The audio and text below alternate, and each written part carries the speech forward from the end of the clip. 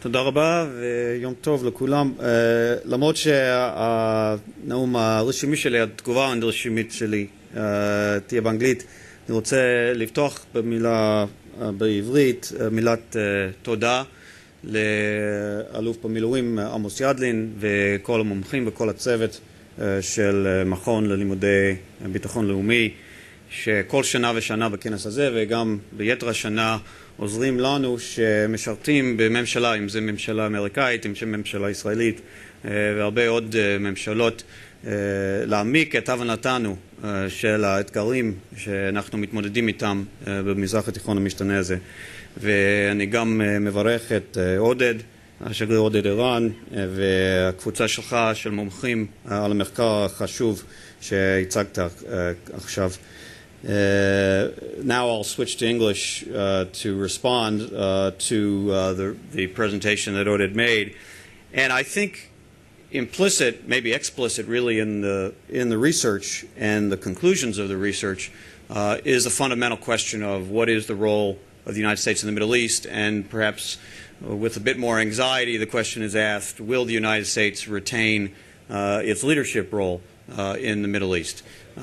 I think the answer to that is unquestionably yes, and I'm going to describe four elements of the way in which the United States continues to play a leading role in this region, with all that's been said about our interests in other parts of the world, including in East Asia, with all that's been said about the challenges that the United States faces internally with our budget and other political challenges, that the leading role that the United States plays in the Middle East is going to continue, and I'll give a few examples of that. Four examples. One is the depth and the strength and the clarity with which we act to deepen our partnerships with our key allies in the Middle East, and first and foremost with Israel, our oldest and strongest ally, our ally with whom we share not only common interests and many common threats and the strategic partnership that results from those, but the common values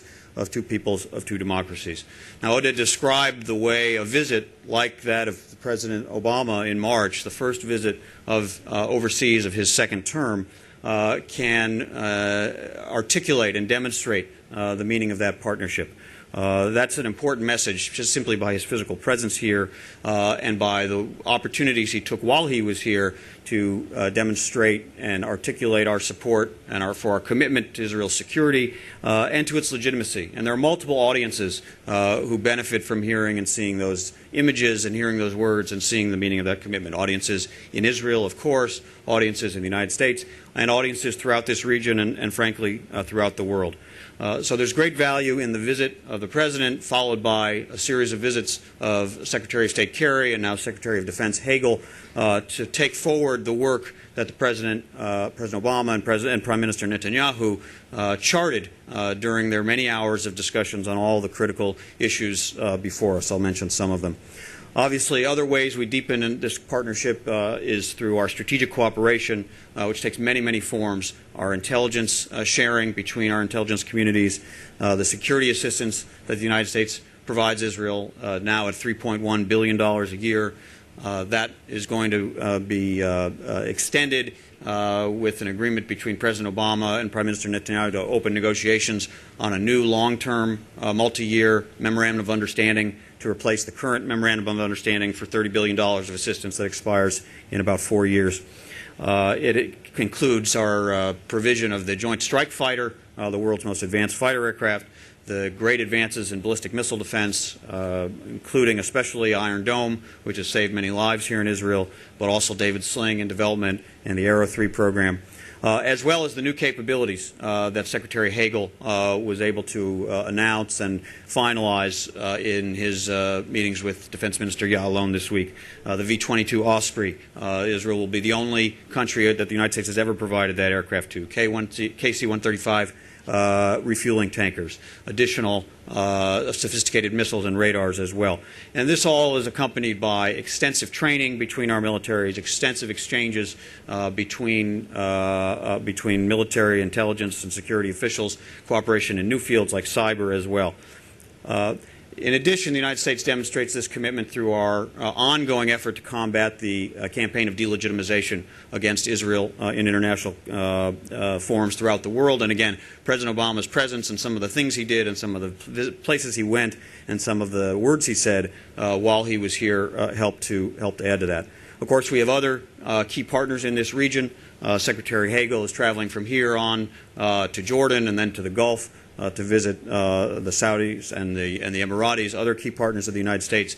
He's able to announce an additional package of military assistance to those military sales to those countries as well. And this very week, King Abdullah of Jordan, another key partner of the United States, is in Washington. He'll meet President Obama on Friday. And all of these partners, in addition to our partnership with Israel, are partnerships that we are strengthening and deepening and demonstrating with the clarity of our actions and our words will remain a very important part of our leadership in the Middle East. Second, the United States provides leadership particularly in response to the major challenges and even when they occur, the crises. General Brom said in his opening that when these types of events happen, the world doesn't turn to any other country. Everybody in this region and everybody outside this region turns to the United States to help solve it. Obviously, at the top of the list of the major challenges is Iran and its pursuit of nuclear weapons and its sponsorship of international terror and its intimidation of its neighbors. And the United States has led the world to build an unprecedented coalition which has together stood and imposed the toughest sanctions ever against any country to try to get Iran to steer off the course of pursuing a nuclear weapon and to come into compliance with its international nuclear obligations. That effort continues. It continues with a diplomatic component as well. And it continues in close coordination with our key allies and especially with Israel, because we know that this is an existential threat to Israel and it's really an unacceptable threat to U.S. interests as well, that Iran would acquire a nuclear weapon. Our goal is clear and clearly articulated. Secretary Hagel articulated it again this week, and that is prevention of a Iranian nuclear weapon. That is the Israeli goal as well, and we are working together to achieve it, preferably through diplomacy and sanctions and pressure, which have made some progress. We believe there is still some time and some space to try to achieve that, but not unlimited time.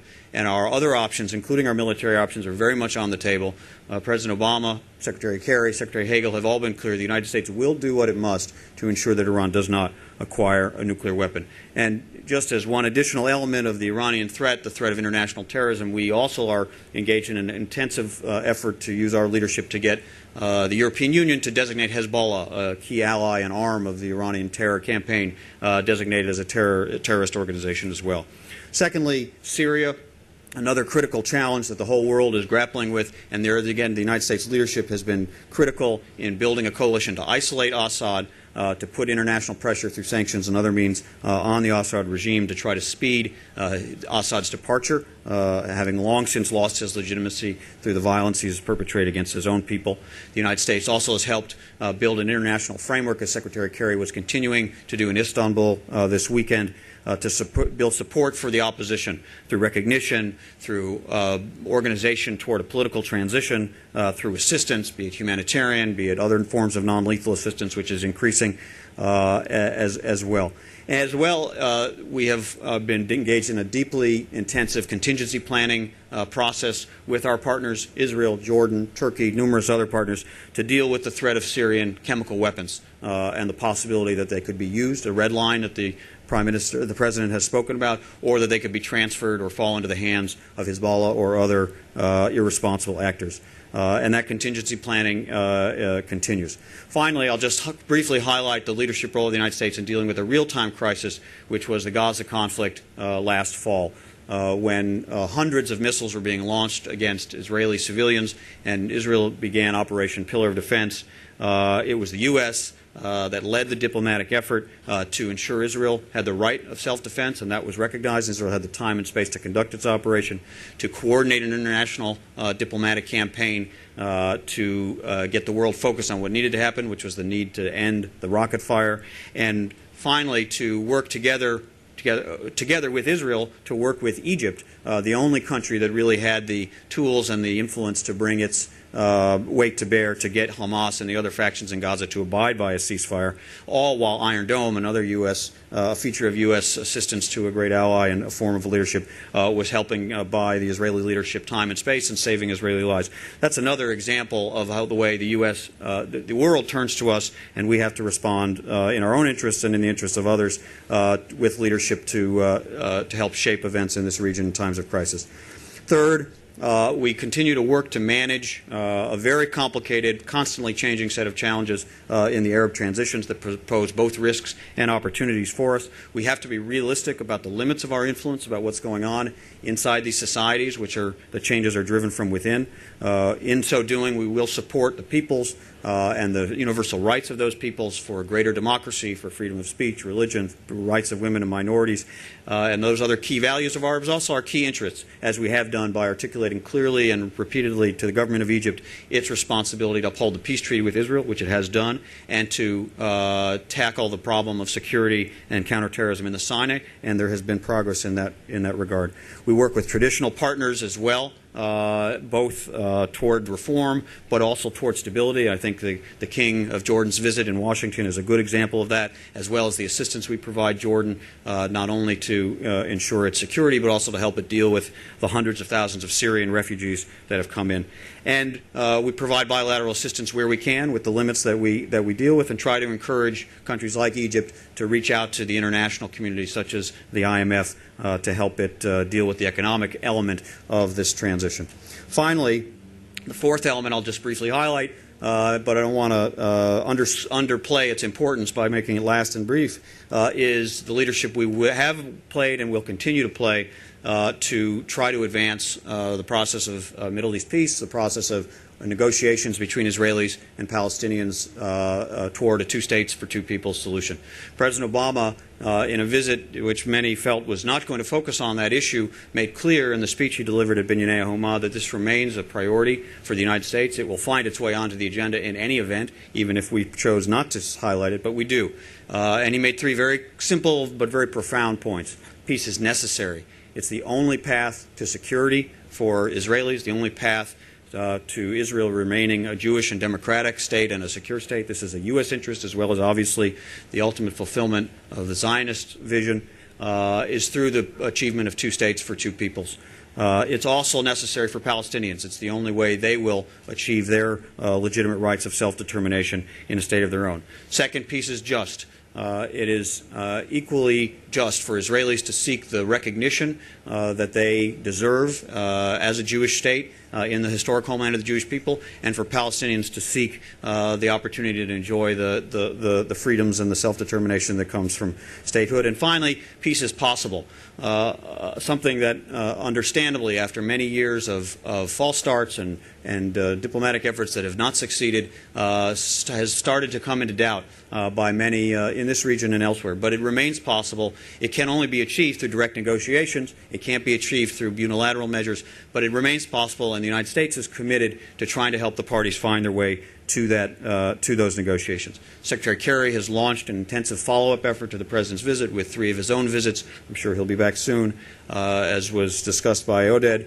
A big push on rapid economic improvement in the West Bank to accompany political negotiations, a recognition that a two states for two peoples formula must fully account for Israel's security needs if it is to be at all sustainable, but a clear commitment to bring the parties, to find the formula and find the conditions that will bring the parties back into direct negotiations. And as they do that, the President Obama is prepared to be a full partner in doing that. Those are all elements of U.S. leadership, and I think examples of the U.S. role that we have seen and will continue to see in the years ahead. Thank you.